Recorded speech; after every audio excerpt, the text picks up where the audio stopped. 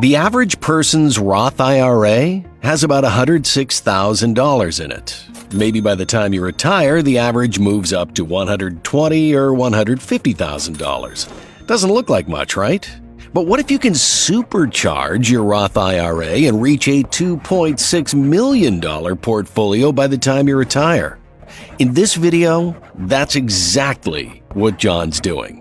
We'll cover what a Roth IRA is, how it's different from a traditional one, and how to open it, plus the mistake that leaves most of this money just sitting in cash. Then John picks 4 Fidelity index funds. He puts in the max Roth IRA allows, $7,500 a year, which is about $20 a day. And by the end, I'll show you how John's portfolio is projected to reach $2.6 million tax-free. But none of that works if you get the account wrong. So let's start there. What is a Roth IRA? A Roth IRA is simply a container.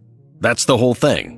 IRA stands for Individual Retirement Account. This isn't something your job hands you. It's not a 401k. Nobody sets it up for you. Nobody's matching anything. You go and get it yourself.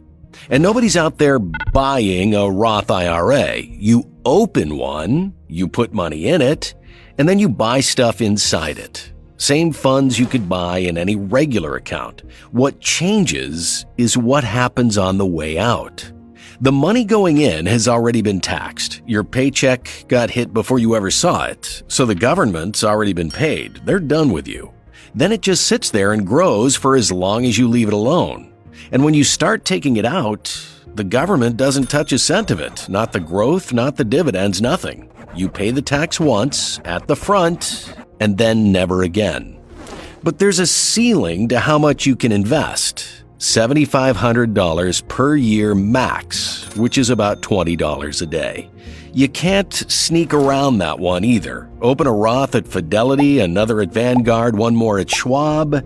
You still only get $7,500 across all 3. The limit is attached to you, not the individual accounts.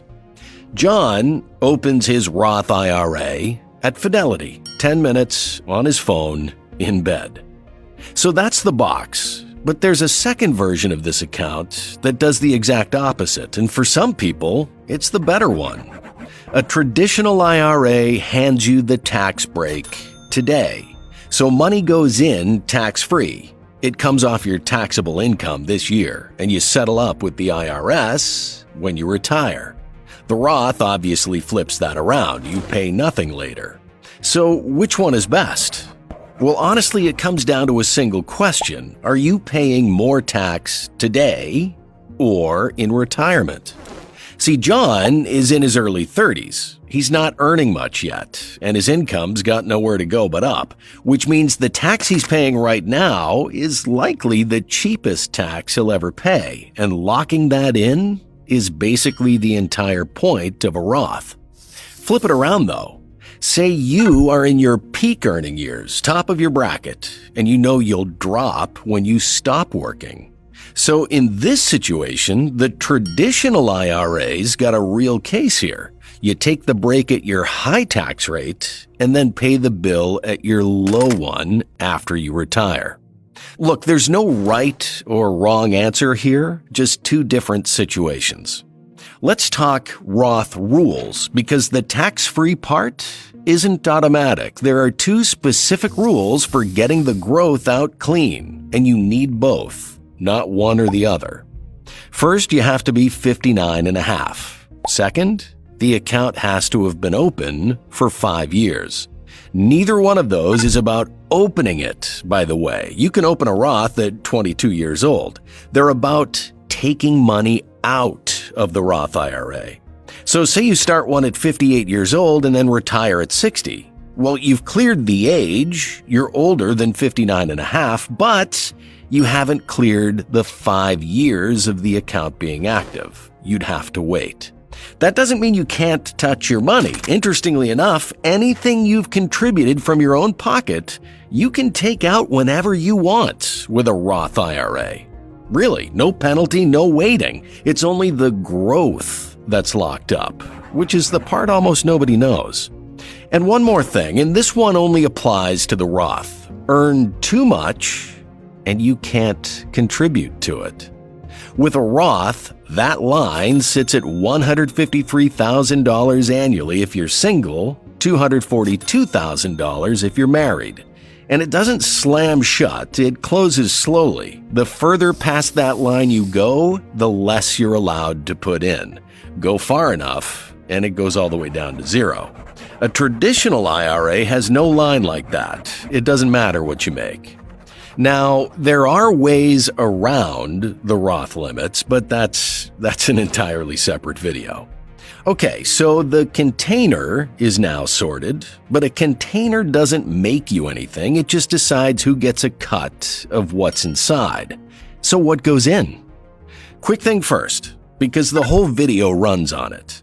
An index fund isn't a person. There's nobody in an office picking winners, reading earnings reports, making calls.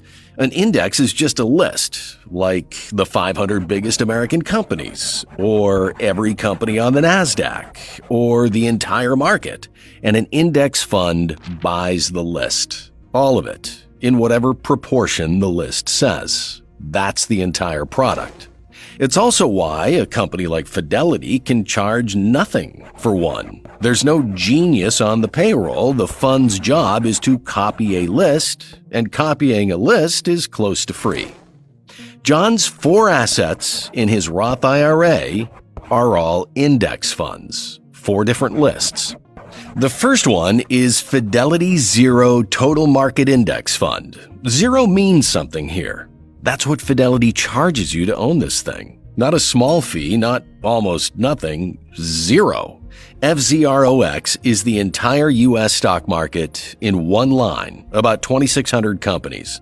The giants at the top, ones you've never heard of at the bottom, and everything in the middle. When you buy one share, you own a portion of all of them. And those companies pay you for owning them. When a business makes money, a lot of them send a slice back to shareholders, cash in your account, usually 4 times a year, whether you do anything or not.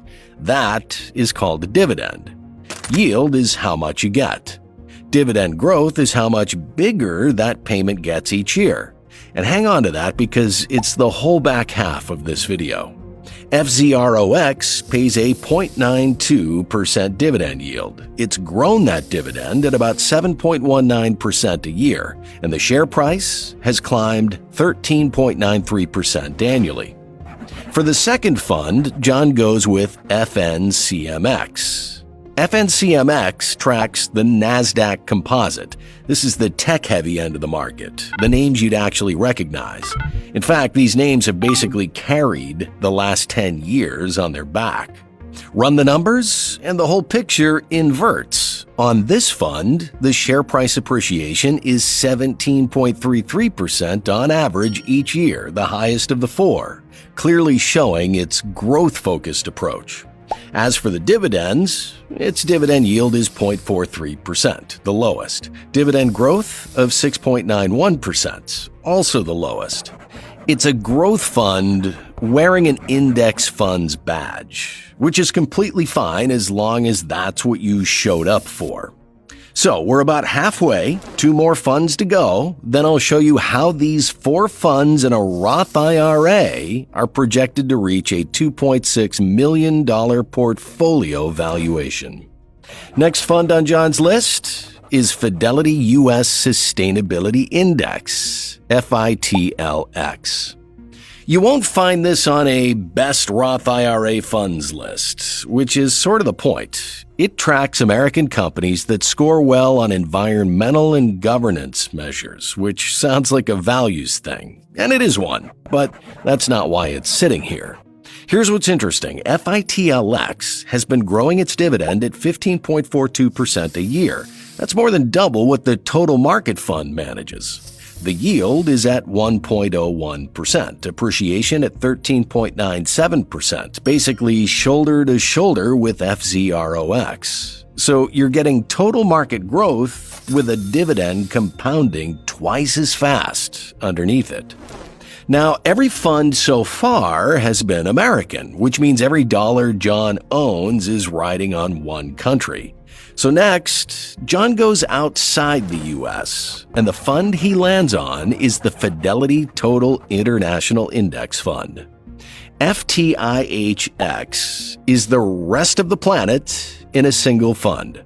Around 5,100 companies, developed markets, and emerging ones everywhere except the United States. We're talking about Germany, Japan, Taiwan, Brazil. If it's a real stock market, it's in there. And the numbers run the other way completely. Highest yield of the four at 2.48%, lowest appreciation of the four at 6.97%, under half of what the NASDAQ fund's been doing. That's not a bad fund, it just ran into a decade where America beat everything on Earth. Owning the rest of the world during the one stretch the rest of the world lost is simply bad timing, not a bad decision. One last thing, and it only applies to this one. Foreign governments take a small cut of those dividends before the money ever reaches you.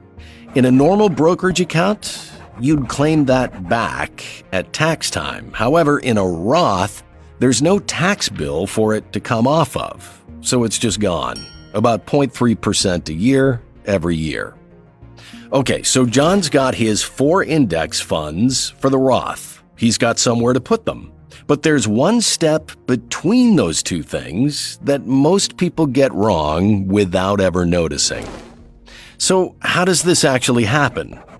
Pick a provider, Fidelity, Schwab, Vanguard. It's free, there's no minimum, and it takes about 10 minutes. In John's case, it's Fidelity. Move money in, bank transfer, same as anything else you've ever done. And then here's the step that some people actually miss. Your money is now sitting in that account doing absolutely nothing. It's not invested yet. It's cash. And it will sit there for years if you let it, earning whatever the default holding pays while you walk around thinking that you're in the market. Fidelity actually has an entire page on their own site about this. It's called Remember to Invest the Assets in Your IRA. They wrote a whole article about it, which tells you how often this happens. So be sure to buy the funds, then set a recurring transfer so next month takes care of itself. And with that, John's done all of it, which now leaves the split. Equal weights, 25% into each of the 4. Put all 4 together, and the portfolio metrics come to a 1.22% dividend yield, 11.63% dividend growth, and 13.05% annual appreciation. Now let's see what the projections show for this portfolio. John's putting in the most a Roth IRA lets him, $7,500 a year, which is about $20 a day. So at the end of year 1, his balance will be what he contributed, $7,500. By year 10, it's projected to reach $146,214. Year 20, $689,088, and by year 30, John's account is projected to sit at $2,678,144. He put in $225,000 of that. The other $2,453,144 was added by the funds. Of that $2.45 million, $2,298,869 came from share prices climbing, and $154,275 came from dividends. The dividends did about 6% of the work. Then there's the income. That portfolio is projected to pay John $18,836 a year, or $1,570 a month. Tax-free. All of it. And here's what that actually means. John isn't selling anything to get that $1,570. The shares stay exactly where they are. The companies pay, the payment grows, and the account keeps compounding underneath the entire time. He's living on what the portfolio makes, not on the portfolio itself. So that's what $20 a day does. But $20 a day was never your